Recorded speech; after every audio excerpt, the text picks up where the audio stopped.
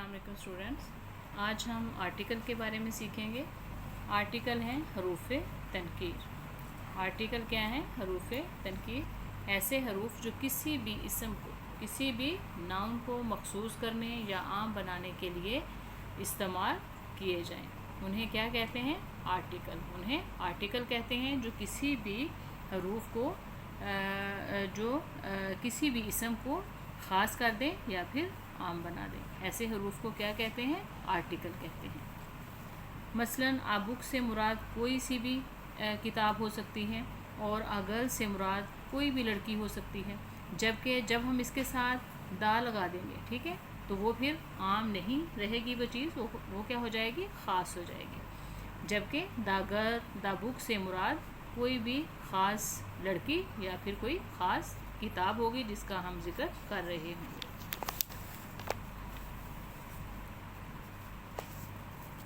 अब है kinds of articles. Kinds of articles. Articles की कितनी काइंड्स होती हैं? दो काइंड्स होती हैं, इनडेफिनेट आर्टिकल और डेफिनेट आर्टिकल। इनडेफिनेट आर्टिकल में क्या आता है? आ और एन, और डेफिनेट आर्टिकल में दा आता है। देखें, ये डेफिनेट, इसको हम एक साथ बोलते हैं इस वर्ड को डेफिनेट। तो इट्स मीन इसमें एक वर्ड आएगा दा, इसमें क्या आएगा? सिर्फ दा आएगा। अब देखें, इन डेफिनेट क्या हो गए? दो वर्ड हो गए। तो इसमें क्या आएंगे? इसमें भी फिर दो वर्ड आएंगे, आ और एन, ठीक है। अब आ और एन का इस्तेमाल कहाँ होता है वो मैं आपको बताऊंगी। आ और एन ऐसे नाउन्स के साथ इस्तेमाल होते हैं जिन्हें गिना जा सकता है, जिन्हें हम काउंट कर सकते हैं, क्योंकि आ और एन का मतलब क्या होता है? एक। तो फिर ये ऐसे नाउन के साथ हम इन्हें इस्तेमाल करेंगे जिन्हें हम काउंट कर सकते हैं, जिन्हें हम गिन सकते हैं। जैसे अ बुक है, अ टेबल है, एन एग, एन ओर। और जिन चीज़ों का वज़न किया जाता है या फिर उनकी पैमाइश की जाती है, उनके साथ आ और एन का इस्तेमाल नहीं किया जाता। मसलन जैसे मिल्क है, वाटर है, क्लॉथ है, ठीक है, इनके साथ हम आ और एन का इस्तेमाल नहीं करेंगे। अब मैं आपको तरीका बताती हूँ कि आ किन के साथ आएगा और एन किन के साथ हम इस्तेमाल करेंगे, किन वर्ड्स के साथ करेंगे। अच्छा जी, आ ऐसे अल्फाज से पहले आता है, आ ऐसे वर्ड से पहले आता है जिनकी साउंड जो है वो कॉन्सोनेंट की हो। कॉन्सोनेंट वर्ड की जो साउंड होती है, अगर वो वाली साउंड होगी तो क्या आएगा? आ आएगा। जैसे अ पेन है, अ पेज है, अ चेयर है, अ बैग है। कोई भी वर्ड हो सकता है जिसकी कॉन्सोनेंट की साउंड होगी, उनके साथ क्या आएगा? आ आएगा। और एन जो है, एन ऐसे अल्फाज से पहले आता है जिनकी शुरू की आवाज़ जो है, जिनकी साउंड जो है स्टार्ट में, जिनकी साउंड वोवल्स की होगी, ठीक है। वोवल्स कितने हैं? 5 वोवल्स हैं, ए ई आई ओ यू। अगर इनकी साउंड होगी तो क्या आएगा? एन आएगा। एक और तरीका मैं आपको बताती हूँ, अगर ये भी आपको भूल जाए तो आपने कोई भी वर्ड पढ़ना है, ठीक है, इसके साथ अगर आपको कहा जाए कि आपने आ और एन का यूज़ करना है, आपने वो वर्ड पढ़ना है और उसको आपने लिख के देख लेना है, उर्दू में लिख के देखना है, ठीक है। उस वर्ड को आपने उसकी ट्रांसलेशन नहीं करनी, जैसे हम इंग्लिश में उस वर्ड को पढ़ते हैं उसी तरह आपने वो लफ्ज़ को लिख के देखना है। अपने माइंड में लिख लें या पेज पे लिख के देख लें। अगर उसकी लिखने में अगर स्टार्ट में अलिफ आ जाता है, ठीक है, उसकी साउंड इंग्लिश में अगर आप उसको पढ़ें तो उसकी साउंड आ की हो, और अगर आप उस वर्ड को लिख के देखें तो स्टार्ट में अगर अलिफ आ जाए तो आपने बग़ैर सोचे क्या लगा देना है? उसके साथ एन लगा देना है, ठीक है। इसी तरह कुछ वर्ड हैं यहाँ पे जिनकी हम प्रैक्टिस करते हैं, फिर आपको आइडिया हो जाएगा कि आपने आ कहाँ पे यूज़ करना है और एन कहाँ यूज़ करना है, ठीक है। जैसे मैंने आपसे कहा था कि आपने वर्ड को पढ़ना है, उसकी साउंड देखनी है, उसकी साउंड अगर वॉवल से स्टार्ट हो रही है, या सारे वॉवल्स को छोड़ें, अगर उसकी जो साउंड है वो आ से स्टार्ट हो रही है तो आपने उसके साथ एन लगाना है, और उस वर्ड को आपने उर्दू में लिख के देख लेना है। अगर वो अलिफ से स्टार्ट हो रहा है तो आपने उसके साथ एन लगाना है, बेशक वो वर्ड वो लेटर जो है वो बेशक कॉन्सोनेंट ही क्यों ना हो। अब हम प्रैक्टिस करते हैं। जैसे ये है एम ए, ये क्या है? M A. इसको आप उर्दू में लिखोगे उर्दू में लिखोगे तो क्या आएगा, स्टार्ट में क्या आएगा, अलीफ आएगा। ठीक है, ये लेकिन ये जो पहला लेटर है ये क्या है, कॉन्सोनेंट है। लेकिन जब आप इसको लिख के देखते हो, इसकी साउंड क्या है, आ की साउंड है। साउंड इसकी इंग्लिश में क्या है, आ की है। उर्दू में आप इसको लिख के देखते हो तो स्टार्ट में क्या आ जाता है, अलीफ आ जाता है।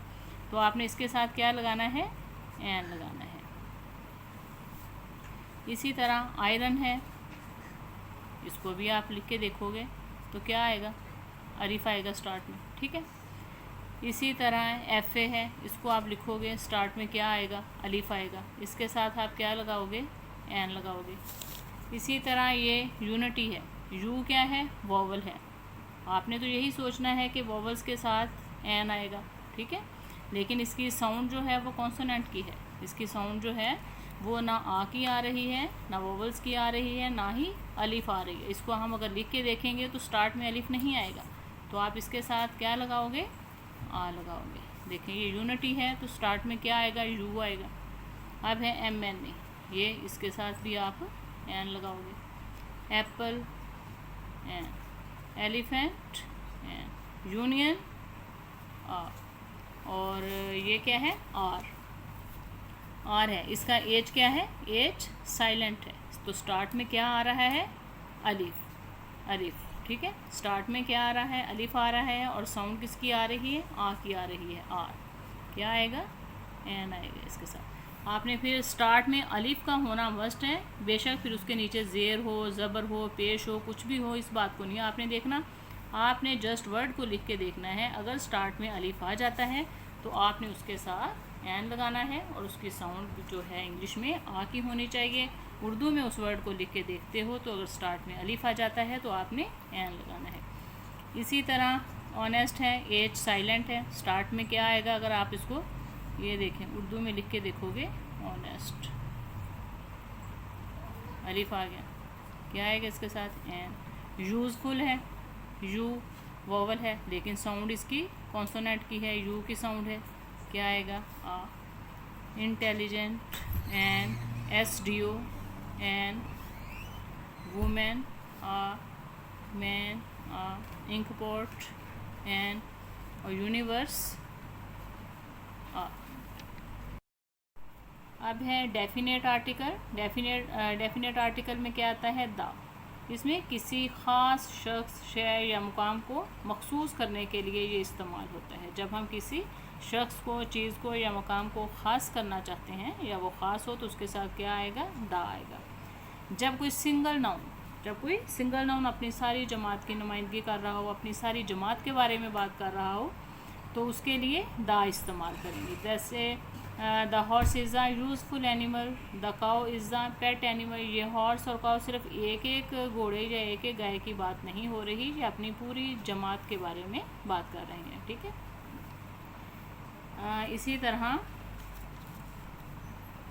नहरों, दरियाओं, समुद्रों, खलीजों, पहाड़ी सिलसिलों, मुक़द्दस और मशहूर किताबें जो हैं, अखबारों और रसालों के नामों के से पहले भी हमेशा क्या आएगा, द आएगा।